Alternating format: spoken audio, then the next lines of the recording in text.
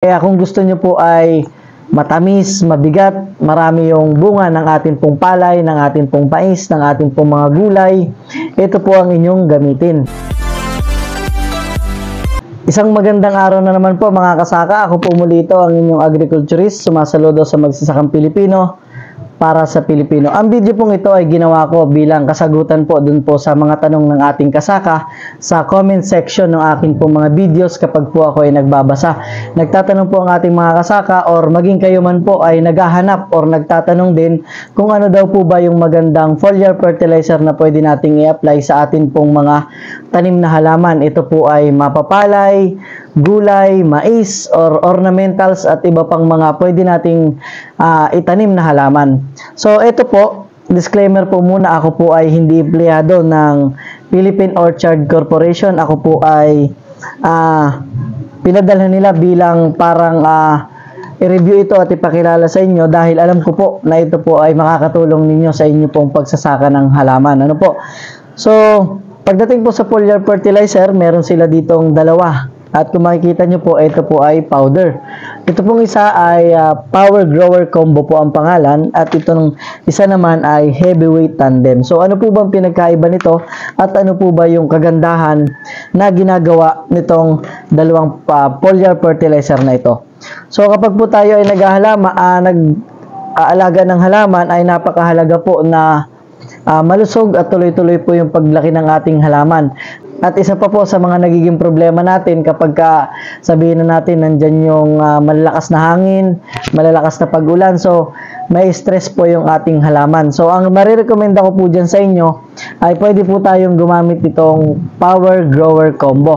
Ito po ay nagtataglay ng tatlong mahalagang nutrients na kinakailangan pagkain ng atin pong mga halaman. Ito po ay merong nitrogen, phosphorus at potassium. Mapapansin nyo po kung kayo po ay makakagamit ito ay mataas po yung nitrogen content niya at saka yung phosphorus content kasi ito nga po yung tumutulong sa ating halaman para patatagin at palusugin at para po sa tuloy-tuloy na paglaki ng atin pong mga tanim na halaman.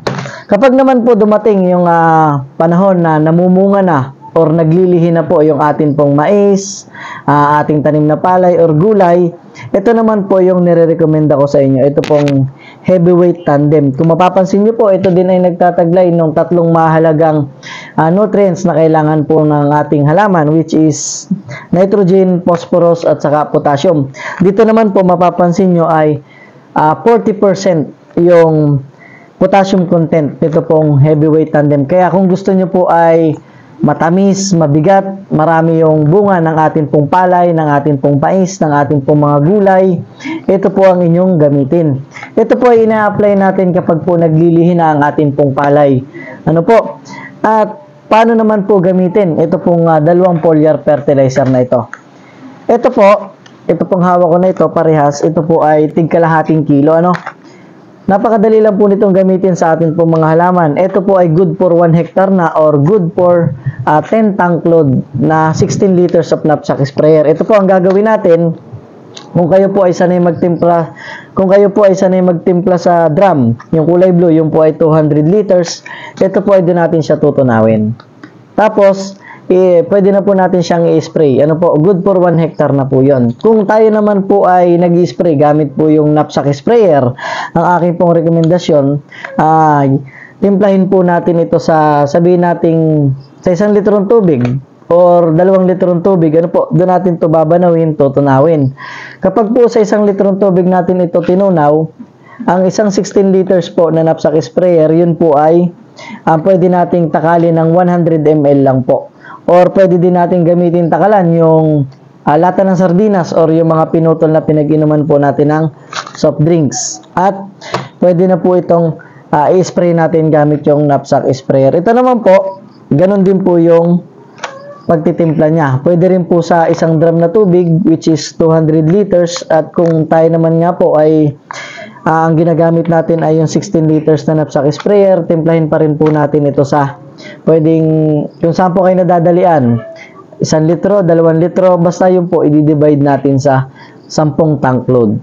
So, pag di-divide naman po, halimbawa, Isang litrong tubig, yun po ay 1,000 ml. Ang isang knapsack sprayer, yun po ay 100 ml lang ang takal.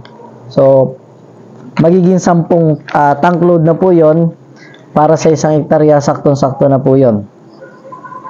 At ito po, kung mangangailangan kayo nito, halimbawa gusto nyo pong sumubok at isa sa mga makagamit, makasaksi sa magaling na produktong ito, ay pwede nyo pong i-like yung Facebook page ng Best Farmers PH. Ito po yung picture ng kanilang Facebook page. I-like nyo po yan. Pwede po kayo mag-order dyan.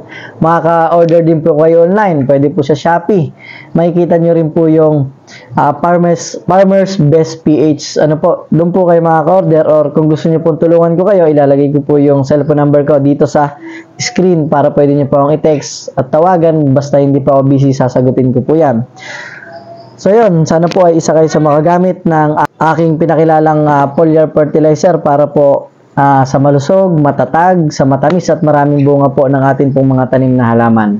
So salamat po palagi sa panonood at sa patuloy na sumusubscribe. Kung bago pa lang po kayo sa aking YouTube channel, huwag niyo pong kalimutang mag-subscribe at i-hit nyo na rin po ang notification bell para lagi po kayong updated sa aking pong mga susunod na videos. Maraming salamat po sa panonood.